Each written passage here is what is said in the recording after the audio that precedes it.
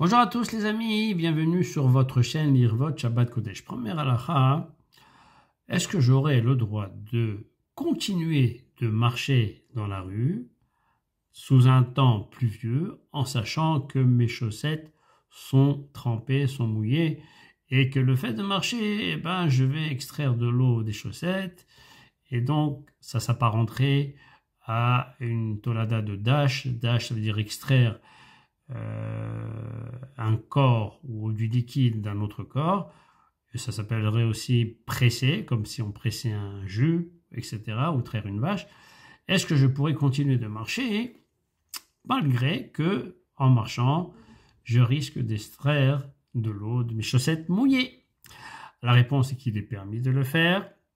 Je peux continuer de marcher puisque d'abord, je n'ai pas une intention de faire sortir de l'eau de mes chaussettes. Et en plus de ça, ce n'est pas tellement l'habitude d'extraire un liquide d'un corps de cette manière-là. Donc, je n'ai aucun problème de continuer de marcher avec les chaussettes mouillées.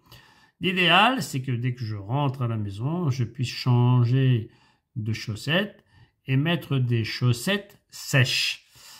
Il y a beaucoup de Chachamim qui sont mahmirim. Le Stipler, Zichrono Livracha, à son époque, dès qu'il avait les chaussettes mouillées, il les changeait tout de suite.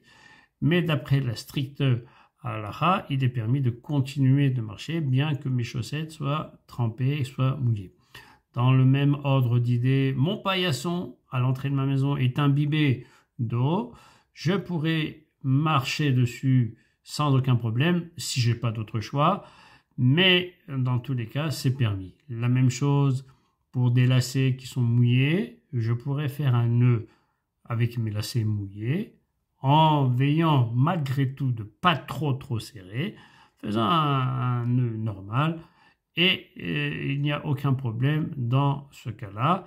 Donc les trois cas qu'on vient de citer, chaussettes mouillées, paillasson mouillé et lacets mouillés, il n'y a aucun problème, puisque mon intention n'est pas d'extraire un liquide, et ce n'est ni l'habitude d'extraire un liquide de cette manière-là. Deuxième halakha, il y a une simcha dans la famille, Baruch Hashem.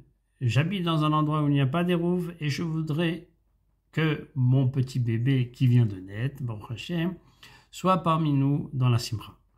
Est-ce que je pourrais demander à une personne non juive, une babysitter non juive, de venir nous accompagner et de pousser le bébé dans sa poussette? La réponse est qu'il est permis. Nous allons demander à la babysitter non juive de préparer le bébé, de le mettre dans la poussette, de sortir. On lui demandera de faire un chinouille dans la manière de pousser. Ça veut dire de pousser différemment avec une main ou avec le coude.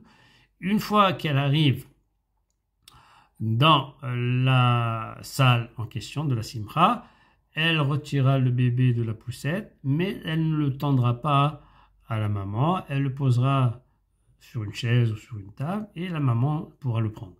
Si la personne non juive, la babysitter non juive ne respecte pas les conditions, à savoir un chinouille et de ne pas tendre le bébé directement à la maman, c'est pas grave. Tout ce qu'elle fait, c'est pour elle. Et donc, on permettra malgré tout, même si elle ne tient pas les conditions qu'on lui aurait exigées. La même chose, si la babysitter non juive veut prendre un peu l'air l'après-midi et elle veut prendre le bébé et se promener avec, elle pourrait le faire sans aucun problème. On pourrait lui dire, tu peux te promener si tu veux promener le bébé. Il n'y a aucun problème.